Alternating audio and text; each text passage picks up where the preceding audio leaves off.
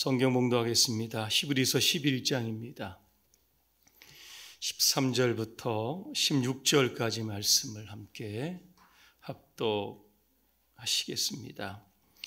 이 사람들은 다 믿음을 따라 죽었으며 약속을 받지 못하였으되 그것들을 멀리서 보고 환영하며 또 땅에서는 외국인과 나그네임을 증언하였으니 그들이 이같이 말하는 것은 자기들이 본향 찾는 자임을 나타냄이라. 그들이 나온 바 본향을 생각하였더라면 돌아갈 기회가 있었으려니와 그들이 이제는 더 나은 본향을 사모하니 곧 하늘에 있는 것이라. 이러므로 하나님이 그들의 하나님이라 일컬음 받으심을 부끄러워하지 아니하시고 그들을 위하여 한 성을 예비하셨느니라. 아멘. 더 나은 본향을 사모합시다는 주제로 말씀을 드립니다. 연세대학교 명예교수인 김영석 교수는 운명의 별빛 아래서라는 수필집에서 이런 글을 썼습니다.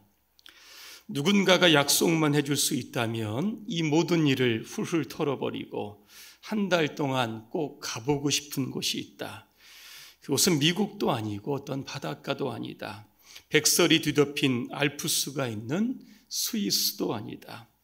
10살 전후의 소년기로 돌아가 옛날 고향에서 뛰어다니고 싶다 그랬습니다.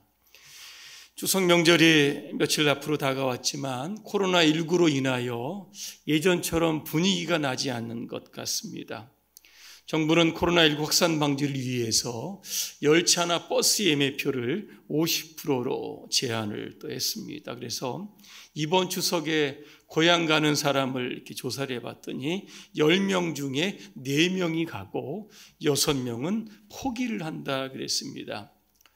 어떤 시골 마을에는 이런 현수막이 붙어 있다고 합니다. 고향 오면 불효자입니다. 아마 코로나19의 감염 때문에 이런 참 현수막이 또 붙은 것 같습니다. 그래서 요즘에는 부모들이 자녀들에게 이렇게 말한다고 합니다. 이번 추석에 내려올 생각하지 마라. 영상통화로 만나자. 그리고 용돈만 많이 보내라. 그죠? 이렇게 얘기한다고 합니다.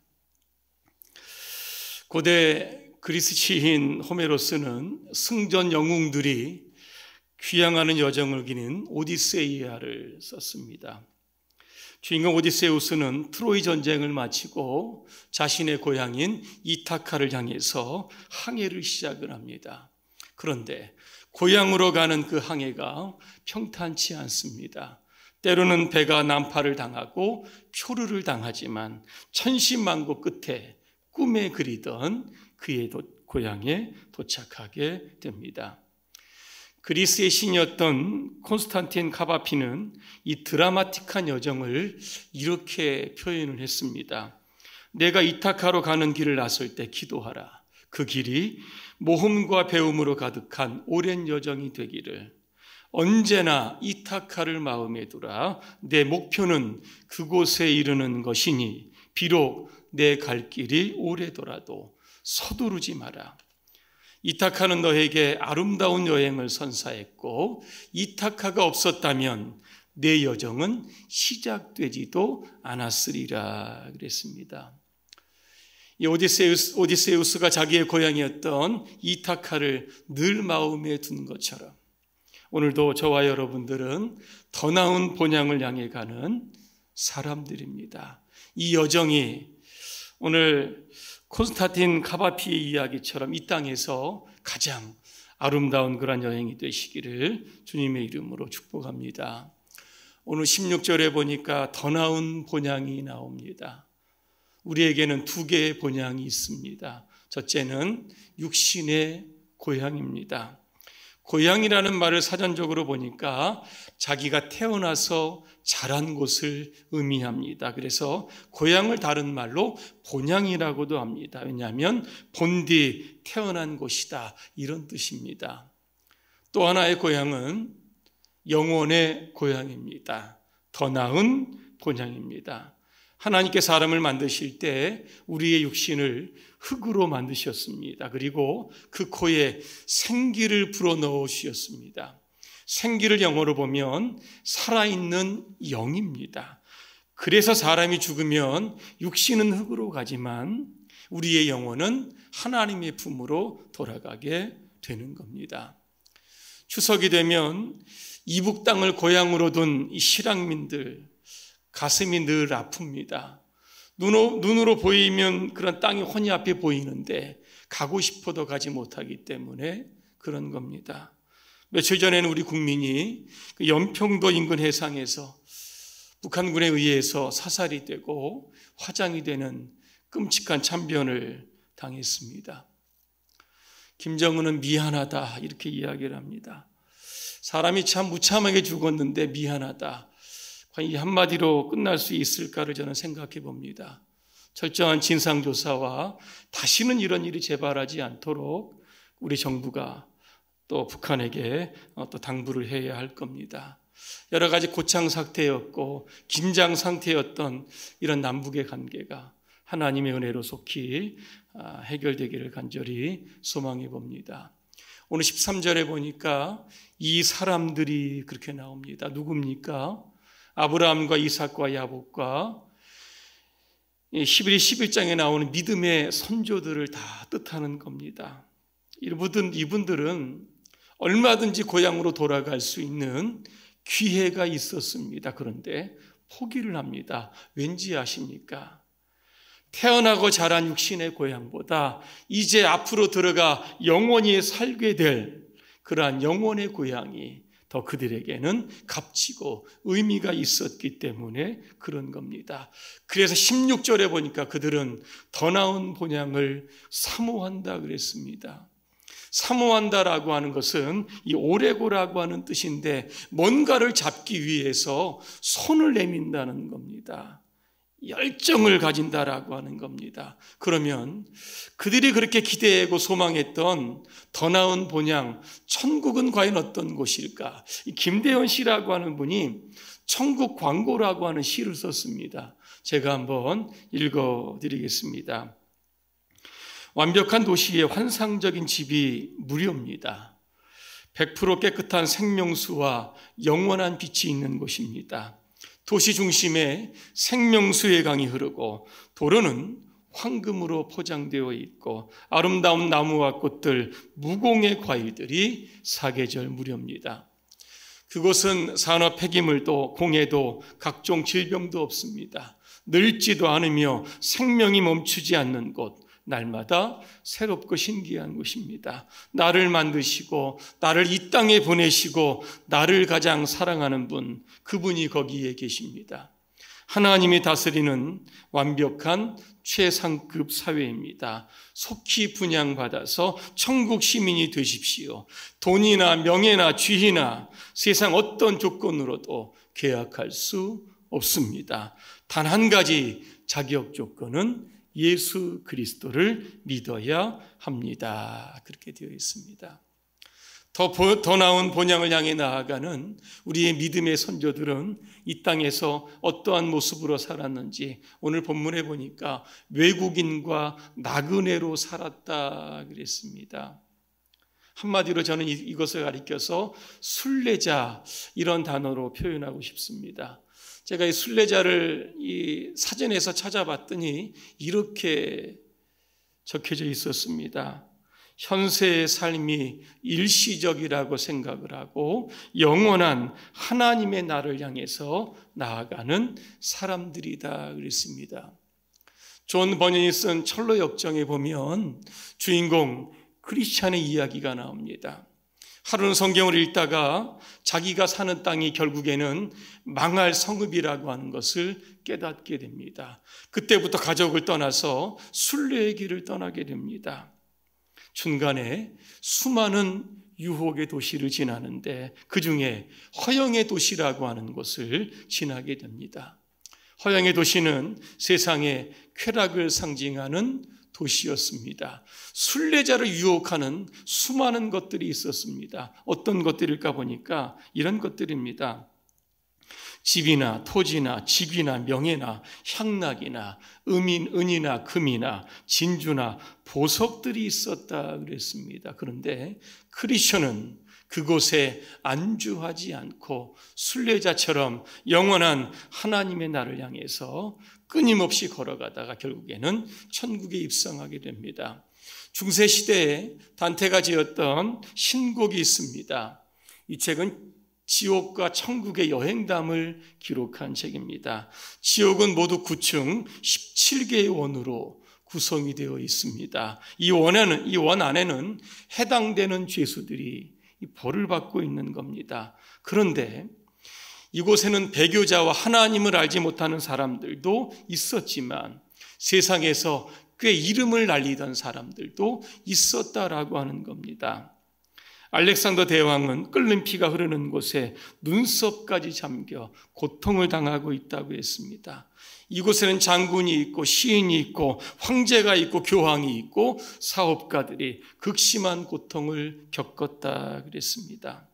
이 작품도 우리가 보게 되면 이 땅이 우리의 영원한 안식처가 아니라 끊임없이 거쳐가야 하는 하나의 세상임을 보여주고 있습니다. 어거스틴은 신의 도성이라고 하는 이런 책을 지습니다. 이 책을 지었을 때가 이 로마의 그 멸망기였습니다. 사람들은 의문을 갖습니다. 왜 기독교를 국교로 했던 로마가 멸망했을까? 어거스틴은 대답을 줍니다. 기독교인이 추구하는 나라는 이 세상의 나라가 아니라 하나님의 나라다. 그래서 이 땅에 크리스천은 하나님의 도성을 향해 가는 순례자가 되어야 한다. 그렇게 이야기를 합니다. 자, 우리 모두는 더 나은 본향을 향해 가는 순례자들입니다. 어떤 마음과 어떤 자세를 가지고 가야 할지 오늘 몇 가지 말씀을 드립니다. 첫째, 우리는 예수 그리스도를 여러분 끝까지 믿어야 합니다. 육신의 고향으로 가는 길은 수많은 길이 있지만 천국으로 가는 길은 단 하나밖에 없습니다. 그것은 바로 예수 그리스도를 통해야만 하는 겁니다. 오늘 13절에 보니까 이 사람들의 특징이 나옵니다. 무엇입니까? 믿음으로 살다가 죽었다 그랬습니다. 믿음이 무엇일까? 육신의 눈에는 보이지 않지만 영적인 눈으로는 보는 겁니다. 하나님의 약속이 이루어지지 않았지만 그것이 이루어질 줄로 믿고 그것을 향해서 인생을 올인하는 사람들입니다. 믿음을 따라 죽었다라고 하는 것은 어떤 뜻일까? 하나님의 약속, 메시아의 도림이 자신의 생전에 이루어지지 않았지만 그는 메시아를 믿음의 눈으로 보았다라고 하는 뜻입니다. 그래서 오늘 13절에 나오는 그 약속의 핵심이 누구냐면 바로 예수 그리스도입니다. 요한복음 8장 56절입니다. 너희 조상 아브라함은 나의 때 볼 것을 즐거워하다가 보고 기뻐하였느니라 그랬습니다. 여러분, 구약의 아브라함이 신약의 예수님을 보았습니까? 시간적인 차이로 보면 약 2000년의 시간이 지나야만 하는 겁니다. 그럼에도 불구하고 믿음으로 살다가 죽었다. 나의 때 볼 것을 보고 기뻐했다는 겁니다. 내 눈으로 보이지 않지만 그러나 믿음의 눈으로 예수님을 보고 즐거워하고 지금도 천국에서 영원한 안식을 누리고 있는 겁니다. 그러면 천국은 어떻게 갈 수 있는 것일까? 요한복음 14장 6절입니다. 여러분이 잘 아시는 말씀입니다. 내가 곧 길이요 진리요 생명이니 나로 말미암지 않고는 아버지께로 올 자가 없느니라 그렇게 말씀합니다. 이 길이라고 하는 단어에 보면 더 웨이라고 그랬습니다. 유일한 길입니다. 하나님께로 가는 유일한 길 바로 예수 그리스도입니다. 그래서 우리가 이 땅에 살아가는 동안 우리가 지금 믿고 있었던 예수 그리스도 여러분 눈 감으실 때까지 끝까지 믿으시기를 주님의 이름으로 축복합니다. 두 번째, 우리는 천국의 시민권자답게 살아가야 합니다. 빌립보 3장 20절입니다. 오직 우리의 시민권은 하늘에 있는지라 그랬습니다. 하늘의 시민권을 가진 우리 이 땅에서 어떻게 살아가야 할 것인가? 여러분, 거룩하게 살아가야 합니다. 왜 그런지 아십니까? 천국에는요, 예수님의 보혈로 죄인이 의인된 거룩한 하나님의 백성들이 사는 곳이기 때문에 우리는 이 땅에서 거룩하게 살아야 합니다. 이 거룩하다라고 하는 것들 뜻을 보니까 하기오스라고 뜻이 되어 있는데 구별되다, 다르다라고 하는 겁니다.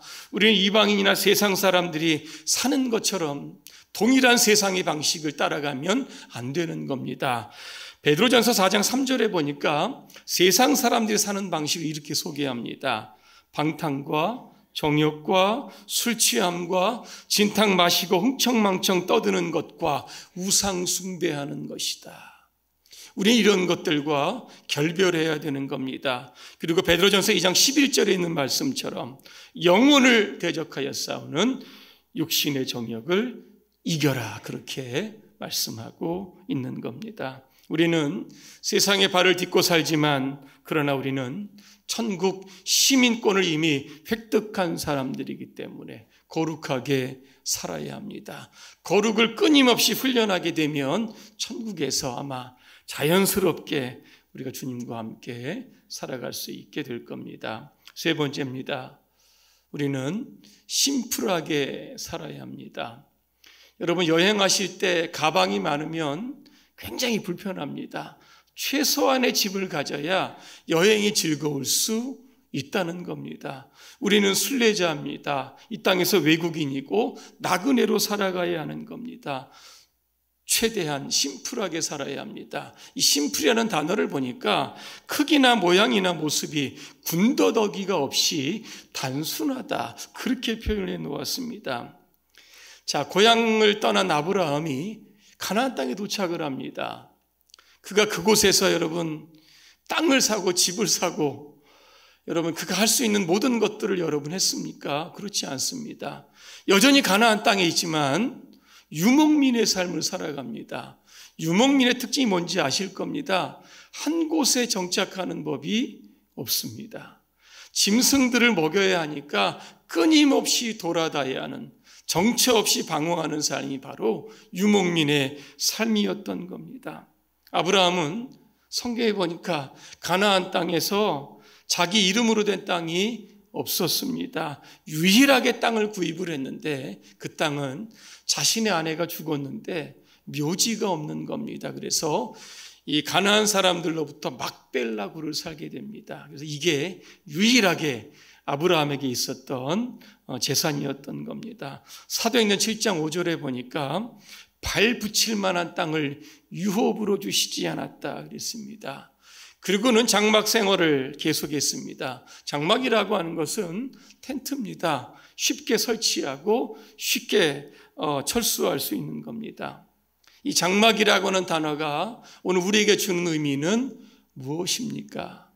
이 땅에서 이 땅의 모든 것들이 오늘도 우리의 삶의 목적이 되어서는 안 된다라고 하는 겁니다. 이 땅의 것들은 다 지나갑니다. 우리도 다 지나가는 사람들입니다. 그래서 우리는 단순해야만 하는 겁니다. 여러분, 생각이 단순하면 모든 염려를 주님께 맡기고 평안할 수 있습니다. 우리의 이력서 안에 내용이 단순하게 되면 자신을 내세우는 것보다 겸손하게 살 수 있습니다. 신앙이 단순하면 예배와 기도를 통해서 하나님께 집중할 수 있는 겁니다. 소유가 단순하면 정당하게 벌고 깨끗하게 벌어서 이웃과 나누며 살 수 있는 겁니다. 창세기에 보면 롯의 가족들이 나옵니다. 그들이 살고 있던 성이 바로 소돔성이라고 하는 겁니다. 그런데 그 성이 죄악으로 만연하게 됩니다. 하나님이 심판을 결정을 하십니다. 천사들을 보내서 롯의 가족들을 소돔성 밖으로 이끌어냅니다. 그때 천사들이 롯의 가족들에게 이렇게 이야기를 합니다. 뒤를 돌아보지 마십시오. 들에 머물지도 마십시오. 산으로 피하여 멸망함을 면하라, 그렇게 이야기합니다. 근데 롯의 처는 산으로 도망을 하다가 결국 뒤를 돌아보게 됩니다. 성경에 보니까 소금 기둥이 되었다 그랬습니다. 왜 롯의 아내가 뒤를 돌아보았을까? 그의 마음이 그곳에 있었기 때문에 그런 겁니다. 누가복음 17장 32절에 보니까 롯의 철을 기억하라 그랬습니다. 롯의 아내처럼 어리석게도 세상의 것들과 자기의 목숨을 바꾸고 세상의 것들과 천국을 바꾸는 이러한 미련한 삶을 살지 말라고 하는 뜻이 담겨져 있습니다.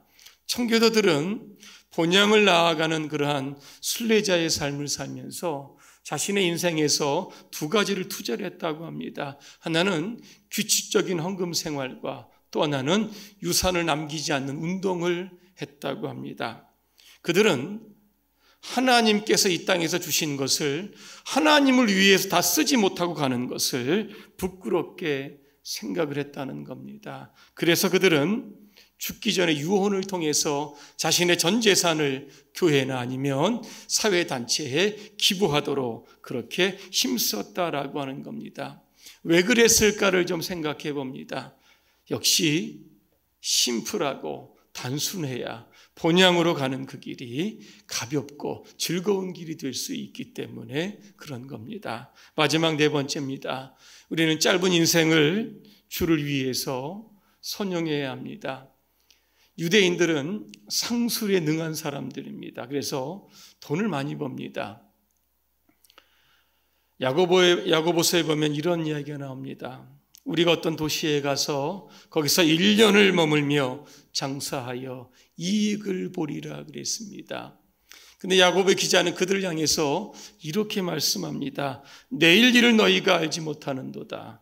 너희 생명이 무엇이냐? 너희는 잠깐 보이다가 없어지는 안개니라 그랬습니다. 짧다는 겁니다. 솔로몬은 이렇게 이야기합니다. 너는 내일 일을 자랑하지 말라. 하루 동안에 무슨 일이 일어날지 알지 못한다 그랬습니다. 누가복음 12장에 보면 한 부자가 나옵니다. 한 해 농사가 잘 됐습니다. 곡간도 지었습니다. 재물을 관리하는 탁월한 능력도 있었습니다. 그런데 그날 밤에 그의 영혼이 하나님께서 데리고 가시는 것을 알지 못했다라고 하는 겁니다. 성경에 보니까 우리의 인생이 짧다라고 하는 것을 비유적으로 표현한 것이 있습니다. 들의 꽃과 같다. 또한 바람에 뒹구는 낙엽과 같다고 했고 그림자와 같다고 그렇게 표현합니다. 우리 모두는 짧은 시간, 어떻게 보면 시한부 인생을 살아가는 사람들입니다. 그렇기 때문에 삶의 한순간 한순간이 소중한 겁니다. 그 소중한 시간을 우리가 어디에 투자를 해야 될 것인가? 우리의 건강, 우리의 시간, 우리의 재능을 하나님을 위해서 써야만 하는 겁니다. 왠지 아십니까? 여러분, 사람이 죽으면 뭐 가져가는 것이 있습니까? 아무것도 없습니다. 우리가 이 땅에 사는 동안 유일하게 남는 것은 딱 한 가지입니다. 그것은 바로 우리가 주님을 위해서 살았던 그러한 충성의 삶, 헌신의 삶, 이것만 남는 것이고 우리가 천국에 가서 주님 앞에 설면 주님은 바로 이것들을 통해서 우리를 칭찬하시고 우리에게 상급을 주실 겁니다. 결론입니다. 우리 모두는 더 나은 본향을 향해 나가는 순례자들입니다. 여러분, 지금까지 믿고 계신 예수, 여러분 죽을 때까지 여러분 끝까지 믿으시길 바랍니다. 우리는 천국의 시민권자입니다. 아직 도착하지 못했지만 이미 그 시민권자로서의 삶을 우리가 가지고 이 땅에서 여러분 세상과 다른 거룩한 삶을 살아가시기를 간절히 소망합니다. 그리고 순례자요, 나그네요, 외국인이었던 저와 여러분들 좀 심플하게 사시고 단순하게 사시길 바랍니다. 그리고 우리의 남은 시간이 여러분 얼마인지 모릅니다. 오늘인지 내일인지 1년 뒤인지 아무도 모르지만 그 남은 시간을 정말 주님을 위해서 여러분 기쁘게 헌신하시기를, 그래서 우리 모두가 다 천국에서 함께 제외하는 그런 영광의 시간을 함께 만들어 가시기를 주님의 이름으로 축원합니다. 기도하겠습니다. 은혜로우신 하나님, 우리를 위해서 영혼의 고향인 천국을 우리의 거처로 준비해 주시니 감사합니다. 천국에 있는 내 집을 우리가 믿음으로 수시로 확인할 수 있도록 도와주시고, 이 땅에서 순례자의 삶을 살아가는 저와 여러분들, 날마다 저 높은 곳을 향해서 나아갈 때 정말 주님이 기뻐하시고 축복하시는 그러한 행복한 삶을 살아갈 수 있도록 도와주시옵소서. 예수님의 이름으로 기도합니다. 아멘.